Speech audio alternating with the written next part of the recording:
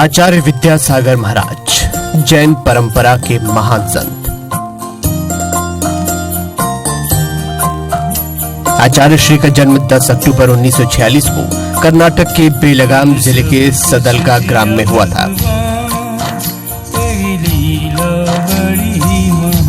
22 वर्ष की उम्र में उन्होंने पिच्छी कमंडलू धारण कर सांसारिकता का परित्याग कर दिया था। आचार्य विद्यासागर दीक्षा के बाद हमेशा पैदल चलते हैं, किसी भी वाहन का इस्तेमाल नहीं करते। साधना के इन 50 वर्षों में आचार्य श्री ने हजारों किलोमीटर का सफर नंगे पांव तय किया। अपने पांव से महाराष्ट्र, गुजरात, मध्य प्रदेश, छत्तीसगढ़, राजस्थान, उत्तर प्रदेश, पश्चिम बंगाल, झारखंड और बिहार को नाप लिया। वो जहां भी गए आध्यात्म की गंगा बहाई, लाखों लोगों को नशा मुक्त किया और राष्ट्रीय एकता को मजबूती प्रदान की। पैरों में छाले पड़े या फिर कांटे चुभे, पर इस महासंत की यात्रा निरंतर जारी रहती है। वो कभी किसी को ये नहीं बताते कि कब और कहां के लिए कूच करेंगे। आचार्य श्री विद्यासागर जी महाराज लकड़ी के तख्त पर अल्प समय के लिए ही सोते हैं। उसमें कोई बिछौना नहीं होता, न ही कोई ओढ़ना। वो रोजाना सुबह 2 बजे उठ जाते हैं। वो जैन मुनि आचार संहिता के मुताबिक 24 घंटे में केवल एक बार पानी पात्र में निर्दोष आहार और एक बार ही जल ग्रहण करते हैं। उनके भोजन में हरी सब्जी, दूध, नमक और शक्कर नहीं होता। आचार्य विद्यासागर की आध्यात्मिक यात्रा में लेखनी की भी एक समानांतर धारा बहती रही है। मूक माटी उनका चर्चित महाकाव्य है। आचार्य विद्यासागर सच्चे अर्थों में जन संत है, जिनका पूरा जीवन संयम, सेवा और मानवता के लिए समर्पित है। Star Jain, IBC 24, Raipur. इस वक्त हम मौजूद हैं छत्तीसगढ़ की धर्म नगरी डोंगरगढ़ के चंद्रगिरी तीर्थ में, जहां पर आचार्य श्री विद्यासागर जी सत्संग विराजमान हैं और उनके मार्गदर्शन में आध्यात्म के साथ साथ दूसरे विकास कार्य जैसे हथकरघा, शिक्षा, ये बुनियादी जो विकास कार्य हैं वो यहाँ पर चल रहे हैं। उनको लेकर हम आचार्य श्री से चर्चा करते हैं कि किस तरीके से इन चीज़ों को और आगे बढ़ाया जा सकता है। आचार्य श्री, डोंगरगढ़ के चंद्रगिरी तीर्थ क्षेत्र में हथकरघा को लेकर बहुत बड़ा प्रयोग चल रहा है गाँव के लोगों को स्वावलंबन बनाने के लिए। किस दिशा से आप समझते हैं कि ये काम और आगे बेहतर बनाया जा सकता है? जो व्यक्ति प्रशिक्षित भी है और कुछ प्रशिक्षण देने के उपरांत वो प्रशिक्षित होने की योग्यता भी रखते हैं, तो वो उनकी पूर्ति तो जो दानदाता हैं या इस कार्य में आगे बढ़ रहे हैं, काम लेते रहते हैं, भाग लेते रहते हैं, उनको यह प्रेरित कर लिया जाए तो ये बहुत अच्छा काम। जैसे सरकार स्वयं चाहती है कि इनको आगे कैसे बढ़ाया जाए, तो बढ़ाया जाए तो कहीं नहीं मात्र से तो नहीं हो सकता। अब ये सरकार का भी काम नहीं है, सरकार कहाँ तक करेगी। हाँ, लाखों व्यक्ति इस प्रकार के हैं, वो कहाँ तक करेंगे। किंतु जो समाज सेवा करना चाहते हैं या कर रहे हैं, उनके लिए यह दिशा में देना हमारा उचित समझा। तो उनके लिए यदि मालूम होता है, उसमें मर्यादा में रह करके महिलाएं हमेशा रहती है, बाहर निकल जाती हैं, उनके लिए समस्या हो जाती है। बच्चों को संभालना, शिक्षण है और घर का काम भी करना है, ये नहीं बन पाता। यदि वहाँ पर मान लो प्रशिक्षित करके उनको दिया जाए और वो घर में बैठे बैठे ये काम करने लग जाए, तो इसके लिए बहुत बड़ा सहयोग होगा। तो उसकी आपूर्ति के लिए इन लोगों को, समाज वालों को कहा कि ये काम करो तो बहुत सबसे अच्छा काम होगा। कम खर्चा में बहुत डबल हो जाएगा, क्योंकि वो स्वयं श्रम कर रहे हैं। आप उनके लिए सहयोग कुछ नहीं दे रहे हैं, बल्कि यूँ कहना चाहिए आप अपनी जो भाव है उनको सार्थक बना रहे हैं उनके निमित्त से। हाँ, आप कुछ मान लो दान देना चाहते हैं तो कहाँ दोगे? योग्य व्यक्ति को दो ताकि वो खड़ा हो जाए। सरकार यही चाहती है कि हम उनको सहयोग नहीं देना चाहते, किंतु वो श्रम रोजी देना, मतलब इसको क्या बोलते हैं आप लोग, कहाँ धंधा देना चाहते हैं। ये बहुत अच्छे बिंदु है उनकी, मोदी साहब की। ये हम सहयोग इस ढंग से कहाँ पर तो हम सहयोग देंगे? करोड़ों की जनता है, कम राशि भी हमारे पास आएगी कहाँ से? हम मांग भी नहीं सकते, किससे मांगे और कब तक देंगे? एक आध बार तो हो तो फिर भी ठीक है, दे नहीं सकते, तो हम उनके लिए धंधा देंगे। तो ये धंधा देने मात्र से काम नहीं होने वाला, उनकी निगाह भी रखनी पड़ेगी। तो समाज का ये काम है, इसमें हाथ बटाएं। तो ये इस ढंग से दिया। और दूसरी ये है कि इसको प्रतिभाशाली से जो शिक्षा संस्था है उससे जोड़ना है। उससे जोड़ने का अर्थ ये है, ये काम कौन करेगा, ये भी एक है, प्रशिक्षण देना आदि का। तो यह यहाँ पर जो प्रतिभा मंडल की शिक्षिका हैं वो देंगे, और ये दे रहे हैं। एक वर्ष में उन्होंने इस ढंग से ये काम किया। और शुरुआत में 9 हथकरघा लगाए, फिर बाद में 40 तक पहुँचे, और इसके उपरांत उनके उत्साह को देखते हुए 108 बनाने का विचार कर लिया गया। और इसके लिए संख्या बहुत आ रही है महिलाओं की। तो उनको समाज को कहा वो ये इनकी व्यवस्था आप कैसे करेंगे, हम उनको लाएंगे भी और पहुंचाएंगे भी। हाँ, और वो आए समय पर, और शिफ्ट भी बना करके 100 के 200 इस प्रकार करके 108 यंत्रों के माध्यम से हम काम कर देंगे। ऐसे व्यवस्थित कर दिया गया, स्थान भी बनाया गया बताते हैं, और ये काम होगा। तो यह इधर स्कूल में भी बच्चों में एक प्रकार से अभी से प्रेरणा मिलना प्रारंभ हो जाए कि हमें भी इस 12वीं के बाद अपने पैरों पर खड़े होना है। तो वे माता पिताओं की चिंता तो है, और महाविद्यालय में अध्ययन कराना कहाँ पर कराएंगे ऐसे, तो वो स्वयं कमाने लग जाए और वो कर लें। तो इस प्रकार विद्यार्थी जो है, छात्राएँ बहुत तैयार हो रहे हैं। तो ये दूसरी बात हो गई। इसी प्रकार चिकित्सा की भी बात है। आचार्य जी, आप एक कन्नड़ भाषी थे, लेकिन आपने हिंदी पे अपनी पकड़ बनाई और आप हिंदी पे बहुत जोर दे रहे हैं। प्रतिभा स्थली जैसी दूसरी शिक्षण संस्थान है, वहाँ पर भी आप हिंदी के प्रयोग को जोर दे रहे हैं, जबकि आज संपूर्ण देश या विश्व की बात करें अंग्रेजी या दूसरी भाषा की तरफ बढ़ रहा है। लेकिन ऐसा क्यों कि आप हिंदी भाषी पे ही इतना जोर दे रहे हैं? जोर नहीं है, यह वस्तुस्थिति है। कोई भी देश यदि मान लो उन्नति चाहता है तो उसके पहले की जो भाषा है उस भाषा को बुलाने से कभी भी नहीं हो सकता। हमारा एक इतिहास है कि जो भारतीय भाषाएं बहुत सारी हैं, यही एक ऐसा देश है विश्व में जिसके पास 50 भाषाएं हैं और बोली जाती है। तो उनको हम बिल्कुल समाप्त करके एक विदेशी भाषा के माध्यम से शिक्षा देना चाहिए, संस्कार देना चाहिए, जीवन बनाना चाहिए। तो ये भी एक गलत धारणा है कि इंग्लिश जो है बहुत व्यापक है ही नहीं। रूस में इंग्लिश नहीं है और वो उन्नत देश माना जाता, और जर्मन है, जापान है, चाइना है, नहीं समझे इजराइल है, आदि आदि छोटे छोटे देश हैं आज विश्व में काफ़ी उन्नत माने जाते हैं। भारत को क्या हो रहा है, इसमें कौन सी बीमारी आ गई, ये गलत है। इसीलिए भाषा के कारण हमारे देश उन्नति नहीं हो रही है। ये बिल्कुल पढ़े लिखों की ये गलत धारणा है। जो पढ़े लिखे नहीं उनकी नहीं है, पढ़े लिखों की ये गलत धारणा है। इसको मिटाना अनिवार्य है। और जब भाषा आपकी नहीं है, पकड़ नहीं है, तो आप कैसे उन्नत होगा? ये स्वाभिमान तो रखना चाहिए। तो जितने भी परतंत्रता का अनुभव करने वाले देश थे वो सब जो ही स्वतंत्र हो गए, जो ही अपनी भाषा पर पहले आए, पहला कदम उनका यहीं पर था। और भारत को 70 साल हो गए इसी धारणा के साथ। इसीलिए हमारा कहना है कि इसको आप भूल जाइए। जब मातृभाषा में ही आपका चिंतन चल सकता है तो उसको छोड़ करके इस इंग्लिश विदेशी भाषा के माध्यम से क्या चिंतन कर सकते हैं आप? चिंतन नहीं हो सकता।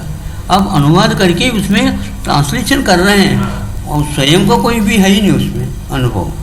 हाँ, अच्छा जी, गौशाला की हम बात करें, लगभग देश में कई जगह गौशाला चलती है, कई समाज गौशाला खोलते हैं गौ सेवा के नाम पर, लेकिन खोलने के बाद उनकी प्रॉपर देखरेख नहीं होती।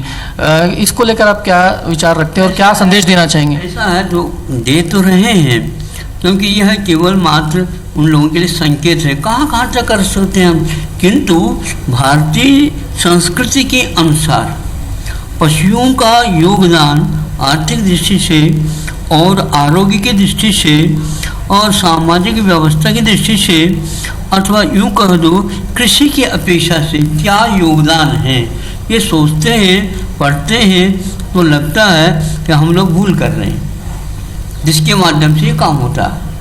उसके बिना हो नहीं सकता। अभी भी एक राष्ट्र के ऊपर कोई आपत्ति या कुछ आ गए बताते और ये सब कटाव कर दिया गया, जो उनके प्रतिदिन के जो आवश्यक वस्तुओं के उसके ऊपर कंट्रोल कर दिया गया, बंद कर दिया गया, तो उस देश ने कोई बात नहीं, उसने 4000 या 5000 गायों को, नहीं समझे, गायों को बुलाया और इसके माध्यम से हम आपूर्ति करेंगे पहले हमारे देश। हाँ, कोई देश ऐसे लाखों की जनता है, वहाँ पर ज़्यादा तो है नहीं। उन्होंने ये सोचा तो 5000 मतलब प्रथम कदम में उन्होंने उठाया ये, उसके माध्यम से हम इसका नियंत्रण कर लेंगे। पहले शुद्ध तो हमें दूध चाहिए, प्रतिदिन चाहिए, तो इसको पहले हम करेंगे, इसके द्वारा हमारा काम होने लग जाएगा। और वो सोच रहा है और आपको क्या हो रहा है? आपने तो चाय सोचा, उन्होंने दूध सोचा। आप भारतीय होकर के और वो विदेशी होकर के, वो मुसलमान होकर के, ऐसे क्यों होता है? इसका उत्तर क्या है मुझे बताओ। इसीलिए हमारा कहना है इस विधा में हम सोचे, आप सोचे, दूसरे भी सोचे, और एक प्रकार से सही जो आप यदि चाहते हैं देश की उन्नति, भला चाहते हैं, तो इस ओर आना चाहिए आपको। इतिहास पढ़िए। सबसे बड़ी गलती तो भारत में ये हो रही है, बच्चों को इतिहास से वंचित रखा जा रहा। वो पढ़ ले, कभी भी आपकी बात नहीं मानेंगे वो। हम यही करेंगे। बड़े बड़े जो इंजीनियर हैं, महाराज हमें यह विषय दिया ही नहीं गया, तो हम क्या कर सकते हैं? तो इंजीनियर होकर के उनको इतिहास से वंचित रखना ही बहुत गड़बड़ हो जाएगा। वो देश के बारे में कुछ सोच ही नहीं पाएगा। यदि सोचेगा तो गलत ही सोचेगा, विदेश के बारे में सोचेगा और वहाँ से इसकी उन्नति करने के बाद बात सोचेगा वो। ये सब गलत हो जा रहा है। अच्छा श्री, छत्तीसगढ़ की बात करें और देश की बात करें तो नक्सलवाद और आतंकवाद की समस्या से हम जूझ रहे हैं। खासकर छत्तीसगढ़ की बात करें तो आदिवासी अंचल में जल जंगल जमीन की लड़ाई लड़ने की बात करते हैं, तो क्या आध्यात्म के माध्यम से इन्हें इस तरीके की समस्याओं से हम निजात? समस्या को दूर करने का बात आपको करना चाहिए, वो नहीं कर रहे हैं।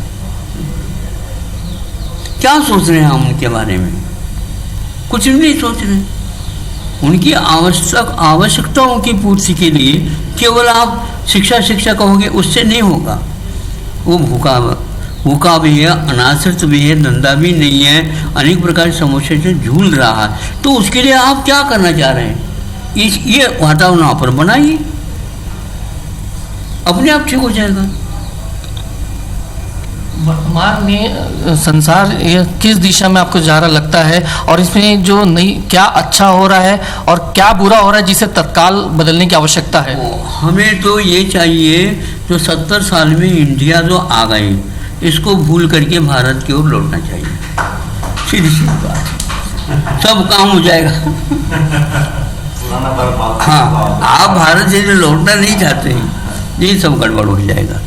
एक आपने काव्य लिखा है मूक माटी हिंदी में, उसके ऊपर भी हम जानना चाहेंगे। आप कन्नड़ होते हुए भी काव्य हिंदी में लिखे हैं, तो ये किस प्रकार? ऐसा है कि कम से कम भी 10-12 प्रांत हैं, और जहाँ पर हमने शिक्षण दिया, दीक्षित हो गया आदि, वह तो स्थान था हिंदी का, है नहीं समझे। गुरु जी ने मुझे हिंदी के माध्यम से पढ़ा कर दी, संस्कृत को भी दिया और हिंदी में व्याख्या करके बताए। और दूसरा सोचा कि मध्य प्रदेश है, छत्तीसगढ़ है, उत्तर प्रदेश है, और उत्तरांचल है, और ये बिहार है, और झारखंड है, राजस्थान है, पंजाब है, हरियाणा है, और स्वयं दिल्ली भी प्रदेश है ना, प्रदेश नहीं है। तो ये 10 तो हो गए हमारे। इसमें हिंदी के माध्यम से ही सब काम होता है। तो सर्वप्रथम जो प्रांत है उन प्रांतों में सर्वप्रथम उसी भाषा में कम से कम जो विधि है, लॉ है या घोषणा है न्याय और अन्याय के बारे में, उन्हीं भाषाओं में हो। तो सर्वप्रथम हमने ये सोचा कि भैया वो इधर उधर की बातें नहीं करो, एक प्रांत ढूंढने की अपेक्षा से 10 प्रांत इसके बारे में एक साथ मिल रहे हैं। नहीं समझे, इनको पहले तैयार कर दो। ये आधी आबादी भारत की इसी में है। आचार्य आपकी दीक्षा को हमने कर्नाटक के बारे में भी नहीं सोचा क्योंकि उसमें मात्रा कम हो जाएगी। हाँ। आपकी दीक्षा को 50 साल पूरे हो गए हैं लगभग। हाँ, इस 50 सालों में आपने खुद भी आध्यात्म की ओर अग्रसर हुए, दीक्षा देकर दूसरे साधु साध्वियों को भी आध्यात्म की ओर अग्रसर किए, सेवा कार्य के लिए भी लोगों को जोड़ा। कितना कठिन काम है और किस तरीके से इसको आपने हमने गुरु की कृपा थी और गुरु के संदेश से उसके अनुसार हम करते चले गए। वो हमारा यूं है, क्या मेन नहीं है, वो हमारा मुख्य नहीं विषय, लेकिन होता गया। संसार जो मानव जीवन को संदेश क्या आप देना चाहेंगे एक, कि जिस प्रकार से सबका विकास हो और सब आध्यात्म की ओर बढ़े, सेवा कार्य की ओर बढ़े? अब तो ऐसा है कि अपना कर्तव्य करना चाहिए। कर्तव्य मुख्य, करने योग्य हम कार्य नहीं करें और हम दूसरे को हित चाहते हैं, ये कभी भी संभव नहीं होगा। आप दूसरे के हित के बारे में सोचो नहीं, आप कर्तव्य करते जाओ, आपका प्रभाव अवश्य अड़ोस पड़ोस के ऊपर पड़ेगा, अवश्य। उससे आकृष्ट हुए बिना रह नहीं सकता। सूरज जो है ना बहुत दूर रहता है, नहीं समझे, हम यहाँ पर हैं, अपने आप ही मिलने लग जाता। आचार्य जी एक बात सामने आती है कि साधु संत जगह जगह घूमते हैं, समाज के लिए, विकास के लिए सरकार भी प्रयास करती है, लेकिन एक बहुत बड़ा सामाजिक बदलाव कहीं देखने को नहीं मिलता है। सामाजिक बदलाव के लिए स्वयं को बदलना पड़ता है। हम बदले नहीं और समाज को हम बदला लें, ये संभव नहीं हो सकता। एक के बिना समूह नहीं बनता। हम एक नहीं होते हैं तो समूह को पलटता हुआ परिवर्तनशील हो जाए, ये संभव नहीं है। प्रत्येक व्यक्ति का कर्तव्य है मैं बदलूं, और मैं अपने कर्तव्य के द्वारा ही अपने आप को बदल सकता हूँ। दूसरे का कोई भी उसके ऊपर हस्तक्षेप हो ही नहीं सकता। ये नहीं हुआ और इस प्रकार की शिक्षा भी नहीं दी जा रही। अब बताओ क्या होगा। रखना चाहिए और इतिहास पढ़ना चाहिए और देश के हालत के बारे में सोचते हैं तो जो श्रम करने वाला मूल है, किसान के बारे में नहीं सोचा जाता। सोचा भी जाता है, व्यापार बीच में आ जाता है, गड़बड़ होने लग जाता है। जब तक किसान के हाथ में रहता है तब तक उसका मूल्य अलग रहता है। जो ही व्यापारी के हाथ में आता है आसमान को छूने लग जाता है, अब वो क्या करेगा? इतना मूल्य है वो जो किसान के पास था उतना नहीं, और 4 गुना हो जाता व्यापारी के पास, इतना बढ़ जाता है मूल्य। हाँ, मतलब ये कहना कि चाहिए किसान जो है दुर्भाग्य वाला है और ये व्यापारी लोग सौभाग्य वाले। अच्छा श्री, 3 क्षेत्र की हम बात करते हैं, हथकरघा, शिक्षा और गौ सेवा को। आप क्या चाहते हैं, मतलब किस प्रकार से होना चाहिए? सरकार को क्या मार्गदर्शन देना चाहेंगे कि किस तरीके से सरकार इन तीनों दिशा में काम बताया था? हमने बताया था, भोपाल में भी बताया था, आज आपके लिए में बता देता हूँ कि शिक्षा और चिकित्सा ये दोनों में राजनीति नहीं आना चाहिए, ये व्यावसायिक नहीं होना चाहिए। अब इसी के कारण सब हो रहा। हाँ, ये थे आचार्य श्री विद्यासागर जी, जिनका मानना है कि सामाजिक बदलाव के लिए बहुत जरूरी है कि इंसान अपने कर्तव्यों के साथ पहले स्वयं में बदलाव लाए, क्योंकि जब तक स्वयं में बदलाव नहीं लाएगा वो सामाजिक बदलाव में अपना योगदान नहीं दे सकेगा। कैमरामैन लखन शर्मा के साथ स्टार जैन, IBC 24, डोंगरगढ़।